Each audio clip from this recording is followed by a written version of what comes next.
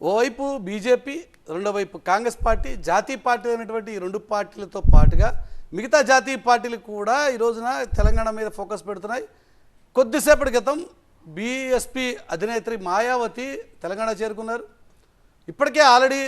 దళితులకు సంబంధించి ముఖ్యంగా ఎస్సీ ఎస్టీల్లో నేనే ఛాంపియన్ అని కేసీఆర్ చెప్పుకుంటున్నప్పటికీ ఆయన ఛాంపియన్ కాదు అన్నది మాయావతి చేస్తున్నటువంటి ఆర్గ్యుమెంట్. మాయావతి సభలో ఏం మాట్లాడుతున్నారో ఒక్కసారి లైవ్లో చూద్దాం. संविधान में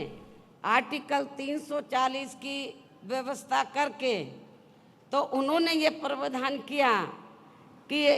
देश में जो भी पहली सरकार बनती है वो कांग्रेस की बनी थी सेंटर में, तो उनकी जिम्मेवारी बनती है कि आर्टिकल 340 के तहत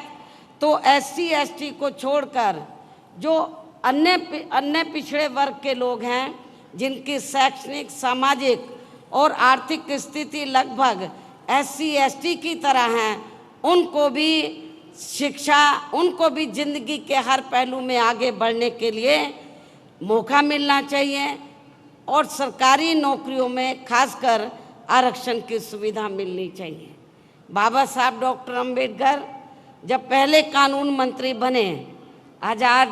भारत की जब पहली सरकार बनी उसमें कानून मंत्री बने, तो बाबा साहब डॉक्टर अंबेडकर ने तो उस समय पंडित जवाहरलाल नेहरू एंड कंपनी के लोगों को, केंद्र की सरकार को ये कहा कि एससी एसटी का जो रिजर्वेशन कोटा है वो समय से पूरा होना चाहिए और इनके अलावा जो अन्य पिछड़े वर्ग के लोग हैं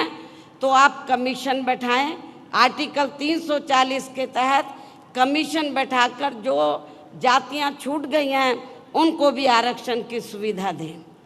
उनको भी कानूनी अधिकार दें जिंदगी के हर पहलू में आगे बढ़ने के लिए। लेकिन कांग्रेस ने उस समय, केंद्र की सरकार ने, पंडित जवाहरलाल नेहरू ने बाबा साहब की बात नहीं मानी और जो उन्होंने आपको सरकारी नौकरियों में आरक्षण का कोटा दिया तो उसको भी पूरा नहीं किया और ना ही अति पिछड़े वर्ग के लोगों को आरक्षण की सुविधा दी और उसके लिए ना ही कोई कमीशन बैठाया। तो तब फिर बाबा साहब डॉक्टर अंबेडकर ने ये सोचकर अपने कानूनी मंत्री पद से इस्तीफा दे दिया कि जब मेरी बात नहीं मानी जा रही है, मैं अपने लोगों को कानूनी अधिकारों का फ़ायदा नहीं दिला सकता हूँ, तो मुझे इस पद पर बैठने का कोई नैतिक अधिकार नहीं है। उन्होंने कानूनी मंत्री पद से इस्तीफा दे दिया था और उसके बाद फिर वे अपने इन सभी वर्गों के लोगों को भाईचारे के आधार पर संगठित करने तथा केंद्र व राज्यों की भी राजनीतिक सत्ता की मास्टर चाबी इन्हें खुद अपने हाथों में लेने के लिए पूरे जी जान से लग गए थे। बाबा साहब डॉक्टर अंबेडकर इस्तीफा देने के बाद चुप नहीं बैठे थे, उन्होंने फिर ये फैसला लिया कि इन लोगों को मैं भाईचारे के आधार पर संगठित करूंगा